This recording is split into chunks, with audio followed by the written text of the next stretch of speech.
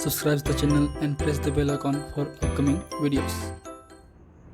Hello friends, welcome to my channel Pharmacology Concepts by Rajesh Chaudhary, and in this video I will discuss about the basic pharmacology of the CNS stimulant. तो आज की video में हम बात करेंगे CNS stimulant के basic drug pharmacology के बारे में। बात करें इस टॉपिक की तो ये CNS फार्माकोलॉजी के फार्माकोलॉजी 1 बी फार्म 4 सेमेस्टर का ही पार्ट है। तो इस टॉपिक से मैक्सिमम आपके शॉर्ट क्वेश्चंस आते हैं या ऑब्जेक्टिव बेस्ड क्वेश्चंस आते हैं। तो इनमें आपको हर एक ड्रग का डिटेल नहीं पढ़ना है, जितने भी ड्रग क्लासिफिकेशंस हैं वो पढ़ना है और आपके जो बेसिक मोड ऑफ एक्शन हैं, यूजेस हैं, वो आपको पढ़ना है।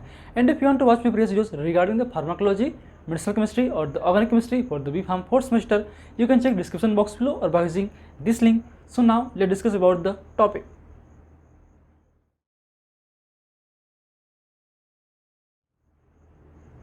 So CNS stimulant means this drug stimulate the CNS activity. या तो ये आपके पूरे ब्रेन की, पूरे CNS की एक्टिविटी को इन्हेंस करते हैं या किसी पर्टिकुलरली सेंटर्स को, एरिया को ही एक्टिवेट करते हैं, उनके फंक्शंस को स्टिमुलेट करते हैं। तो 3 क्लास के मेन ड्रग होते हैं इसमें। एक है आपका कन्वर्जेंट, ठीक है। अब नाम से ये कन्वर्जेंट मतलब आपका होता है एपिलेप्सी या सीजर, ठीक है। तो क्योंकि आपके जो सीजर या एपिलेप्सी या कन्वर्जन है वो आपके न्यूरॉन की हाईली एक्टिविटी की वजह से होती है। तो ऐसे ड्रग जो कि आप किसी पार्टिकुलरली एरिया पे ब्रेन के जो न्यूरल फायरिंग है, सिग्नलिंग है, उसको बहुत ज़्यादा तेज़ कर देते हैं, उससे आपको एपिलेप्सी के अटैक आ सकते हैं। तो ये जो ड्रग बेसिकली आपके कोई ड्रग नहीं है, कोई डिसीज़ में हम यूज़ नहीं करते हैं, लेकिन इन ड्रग का, इन मॉलिक्यूल्स का यूज़ ऐसे फार्माकोलॉजिकल टूल, रिसर्च टूल में यूज़ करते हैं। ये ड्रग को हम लोग एपिलेप्सी जनरेट करने के लिए करते हैं किसी एनिमल्स पे, ताकि हम अपने जो नए ड्रग्स हैं, एंटी एपिलेप्टिक ड्रग्स हैं, उनका असेसमेंट कर सकें, उनकी एक्टिविटी को चेक कर सकें इनके प्रेजेंस में। तो ये ड्रग एक तरीके से एपिलेप्टिक ड्रग हैं जो कि एपिलेप्सी कॉज करते हैं। बात करें ड्रग की, उनमें है आपकी स्ट्राचनिन, पिक्रोटॉक्सिन, बाक्यूकुलिन और फिनाइल पेंटाइल इनेटेट्राजोल, जो कि PTZ नाम से हम फेमस है ये ड्रग, ठीक है। तो ये जो ड्रग हैं आपके कन्वर्जेंट हैं या ऐसे drug which induce the conversion और एपिलेप्सी। सेकेंड है आपका एनालेप्टिक, जिसको हम रेस्पिरेटरी स्टिमुलेंट ड्रग भी बोल सकते हैं। तो ये ड्रग बेसिकली आपके जो रेस्पिरेटरी सेंटर्स हैं ब्रेन के अंदर में, सीनेस के अंदर में, सीनेस में, उसको एक्टिवेट करते हैं। आपके ड्रग है आपका डोक्साप्राम। तो ये एक तरीके से ये रेस्पिरेटरी स्टिमुलेंट है। मतलब अगर आपको सीवियर रेस्पिरेटरी डिप्रेशन हो जाए या फिर आपका जो फंक्शंस हैं रेस्पिरेटरी का वो लॉस हो जाए, आपके हाईली बार्बिट्रेट्स पॉइजनिंग हैं, या फिर आपके जो हिप्नोटिक सेडेटिव ड्रग हैं, या फिर जनरल एस्थेटिक्स के हाई डोज की वजह से जो आपका रेस्पिरेशन है वो लॉस हो जाता है, आप प्रॉपर काम नहीं कर पाता, तो उसको स्टिमुलेट करने के लिए हम लोग रेस्पिरेटरी स्टिमुलेंट या फिर एनालिटिक ड्रग का यूज़ कर सकते हैं, जो कि आपका डोक्साप्राम। फिर नेक्स्ट को साइको स्टिमुलेंट, मीन्स आपको साइकोसिस स्टिमुलेट करता है, ठीक है। तो उनमें से मतलब ऐसे ड्रग जो कि आपके ब्रेन के अंदर में, आपकी बॉडी में या आप में आपकी जो साइकोसिस बिहेवियर है उसको इन्हेंस करते हैं। तो वो हैं आपके एम्फेटामिन, मिथाइल फेनिडेट, एटोमोक्साटिन, मोडिफिनिल, आर्मोडाफिनिल, कोकेन और केफिन, ठीक है। तो ये कुछ ड्रग हैं जो कि साइकोसिस को स्टिमुलेट करते हैं, ठीक है। तो इन ड्रग से बेसिकली ऑब्जेक्टिव बेस्ड क्वेश्चंस बनते हैं कि कौन सा ड्रग आपके साइको स्टिमुलेंट है। आपको कोई भी ड्रग एक दे दिएगा और आपको बोलना है कि ये आपके साइकोसिस इंड्यूस करता है या नहीं करता है। अब आते हैं हम लोग 1 बाय 1 बात करते हैं। तो पहला आपका जो कन्वर्जेंट है वो है आपका स्ट्राचनिन। तो स्ट्राचनिन बेसिकली एक एल्कलॉइड है जो कि आपके नक्स वोमिका, नाम सुना होगा, प्लांट का नाम है।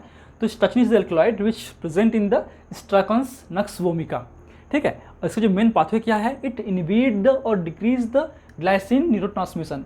जो ग्लाइसिन रिसेप्टर्स हैं, जो कि ग्लाइसिन पाथवे हैं, जो कि इनहिबिटरी हैं, है ना, तो उसको ब्लॉक करता है। तो उससे आपके जो ब्रेन के अंदर में जो इनहिबिटरी पाथवे हैं वो इनहिबिट होने से एक्साइटरी पाथवे इन्हेंस हो जाते हैं, ठीक है।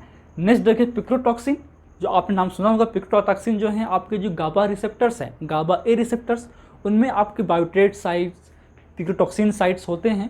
तो ये पिक्रोटॉक्सिन साइट्स पे जाके बाइंड करके एक तरीके से एलोस्ट्रिक एंटागोनिस्ट है आपके गाबा ए रिसेप्टर्स का। तो अल्टीमेटली गाबार्जिक ट्रांसमिशन इनहिबिट होगा, उससे जो एक्साइटमेंट है वो इंक्रीज होगा। And it is obtain from the fish berries, जो बॉलॉजिकल नेम है आपकी प्लांट का वो है आपका एनामिराटा कोकुलस, ठीक है। ये आप याद रखिए, ये क्वेश्चन आपके आते हैं। अब नेक्स्ट है आपका, इसका जो एक्शन हमने ऑलरेडी बात कर चुके हैं, ये आपका गाबा एलोस्ट्रिक एंटागोनिस्ट है। सिमिलरली जो बाक्यूकुलिन है वो भी गाबार्जिक पे ही काम करता है, उसको इनहिबिट करता है। फिर नेक्स्ट है आपका PTZ, जो कि बहुत ही इंपॉर्टेंट है। इसको मैक्सिमम यूज़ करते हैं एपिलेप्सी इंड्यूस करने के लिए, इसमें आपके जरल टोनिक क्लोनिक जो है वो इंड्यूस होता है। And it depolarise the sinus neurons, तो एक तरीके से जो सीनस के न्यूरॉन्स हैं उनको डीपोलराइज करेगा, मतलब एक्शन पोटेंशियल को फास्टली जल्दी से जनरेट करेगा। And inhibit the GABA transmission, उसके अलावा एक गाबा के फंक्शंस को भी इनहिबिट करता है, ट्रांसमिशन को इनहिबिट करता है। तो इन दो पाथवे से एक तरीके से आपके ब्रेन के अंदर में ये एपिलेप्सी या कन्वर्जन प्रोड्यूस कर सकता है। तो ये हो गए इनके बेसिक फीचर्स। अब आते हैं हम लोग एनालिप्टिक ड्रग या फिर रेस्पिरेटरी स्टिमुलेंट, ऑलरेडी बात कर चुके हैं। And this is the restricted used in the coma और fainting at the subconvulsive dose. इसका जो डोज है हम सब कन्वल्सिव डोज में यूज़ करते हैं, हाई डोज करेंगे तो आपको कन्वर्जन भी हो सकता है।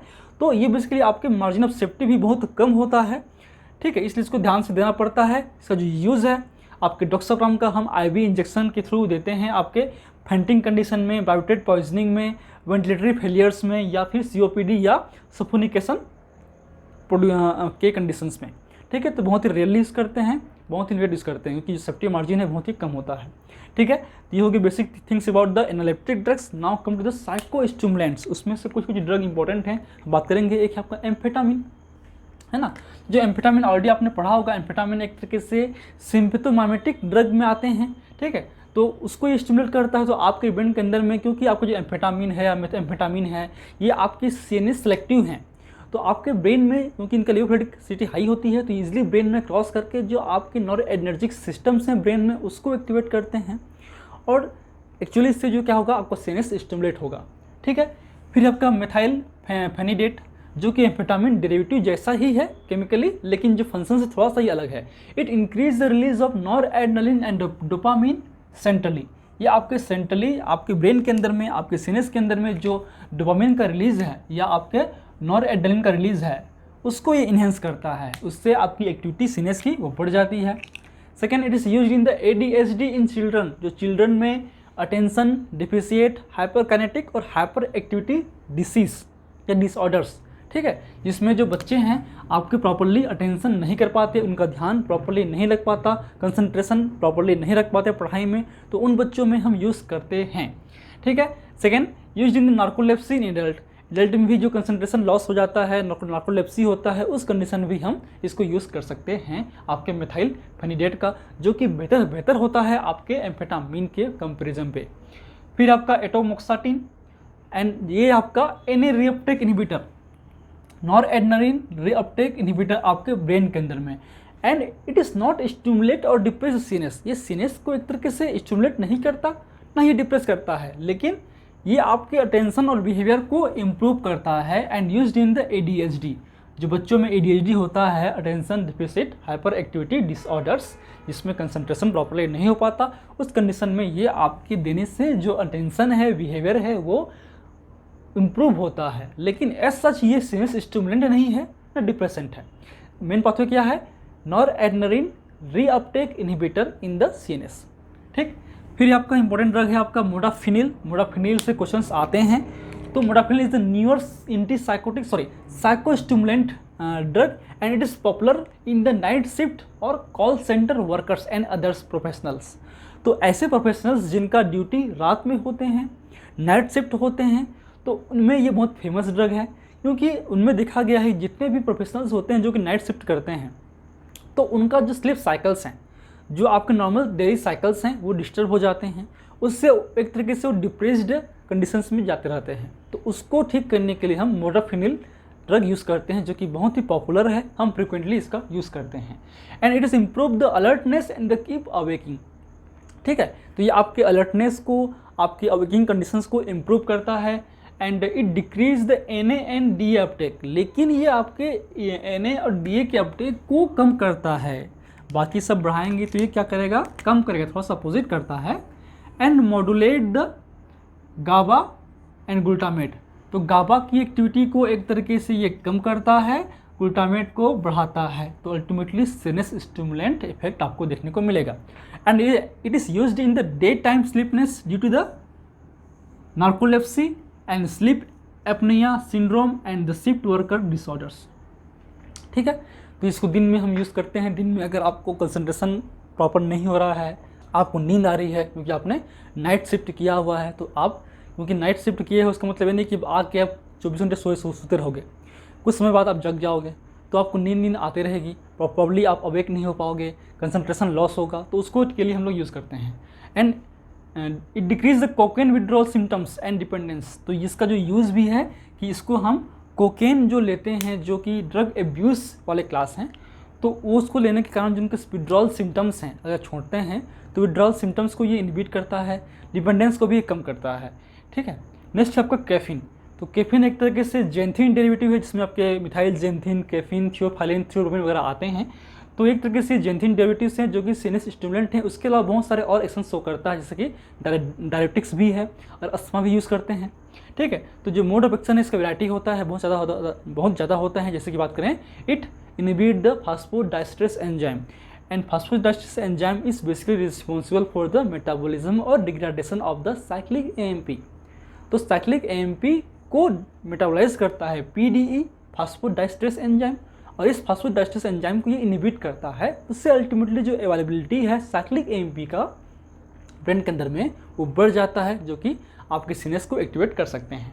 उसके अलावा it antagonise the adenosine receptors, जो कि इसी पाथवे के थ्रू काम करता है। फिर आपका एंटागोनाइज द बेंजोडाइजेपिन रिसेप्टर्स, जो कि गाबा ए ही है, and increase the calcium influx. तो इन पाथवे से ये सीनेस की एक्टिविटी को इन्हेंस करता है। ठीक है, इसका यूज़ आपके कॉम्बिनेशन में हम यूज़ करते हैं, जैसे कि बात करें एंटीबायोटिक ड्रग है, पैरासिटामोल के साथ में हम यूज़ करते हैं, और माइग्रेन भी यूज़ करते हैं।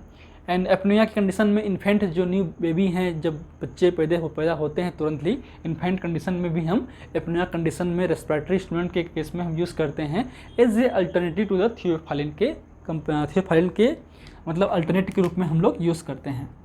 ठीक है, और आपका सीनस स्टिमुलेंट है। तो ये आपका लास्ट क्लास था आपके फार्माकोलॉजी 1 का। इसका जो लास्ट पार्ट है आपका ड्रग एब्यूज़ वगैरह, उसको आप पढ़िए। ऑलरेडी हमने बहुत जगह पे उसका जो डिस्कशन है वो कर चुके हैं। जैसे कि बात करें अल्कोहल हो, मॉर्फिन हो, कोकेन हो, है ना, जितने भी आपके साइकोलॉजिकल फिजियोलॉजिकल डिपेंडेंस ड्रग हैं, आपके सेडेटिव ड्रग्स हैं, जो कि आपको कंटिन्यू लेने से साइकोलॉजिकली या फिजियोलॉजिकली डिपेंडेंस हो जाते हैं, टॉलरेंस बढ़ जाता है, या जिसको हम ड्रग ऑफ एब्यूज़ बोलते हैं, जिसमें आपके मॉर्फिन, कोकीन, हीरोइन, आपके कैनाबिनॉइड्स हैं, आपके गांजा, भांग जिसको भांग भी है, उसके अलावा आपके जो कोकेन है, ये सब आपके आते हैं ड्रग ऑफ एब्यूज़ वाले क्लास में। उसको आप पढ़िए एक बार। सो if you want to note this lecture, please take a screenshot, and if you like my videos, please press the like button, share with your friend, and any feedback please comment on the comment section. That motivates me for the upcoming videos. In last, thank you, keep watching.